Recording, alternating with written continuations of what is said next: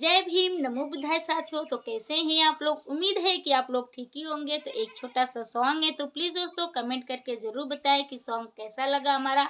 अगर हमारे चैनल पे आप लोग नए हैं तो चैनल को सब्सक्राइब करके बेल आइकन दबाना ना भूलिएगा, ताकि कोई भी ब्लॉग कोई भी वीडियो डाले तो सबसे पहले आप लोग के पास पहुँचे। तो प्लीज़ दोस्तों प्यारा सा कमेंट ज़रूर कीजिएगा। सॉन्ग है, सबे केहू आइल बाटे डीजे बा बनहाइल, लागता सबे केहू खुश मने रविदास जयंती। सबे केहू आइल बाटे डीजे बा बनहाइल, लागता सबे केहू खुश मने रविदास जयंती। निकलल बा रथवा जुलूस मने रविदास जयंती। निकलल बा रथवा जुलूस मने रविदास जयंती। सबे केहू आइल बाटे डीजे बा बनहाइल, लागता सबे केहू खुश मने रविदास जयंती। सबे केहू आइल बाटे डीजे बा बनहाइल, लागता सबे केहू खुश मने रविदास जयंती। निकलल बा रथवा जुलूस मने रविदास जयंती।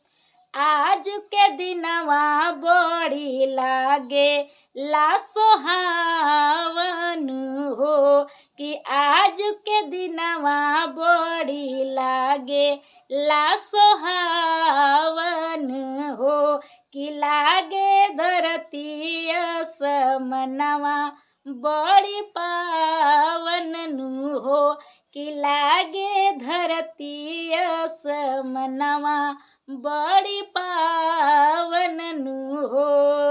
नचतावे गावतावे सभे लोग मिली के, होखता अच्छा महसूस मने रविदास जयंती।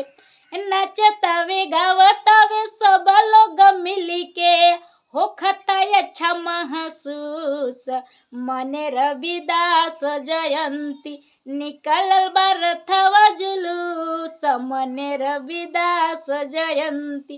निकलल बा रथवा जुलूस मने रविदास जयंती।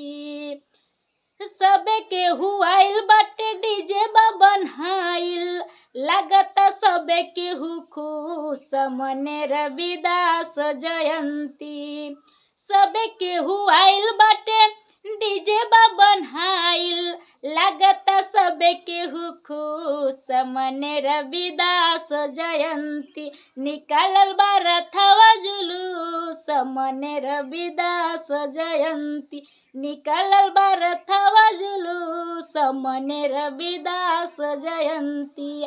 जय भीम, नमो बुद्धाय साथियों। अगर सॉन्ग अच्छा लगे तो लाइक कमेंट सब्सक्राइब जरूर कीजिएगा दोस्तों।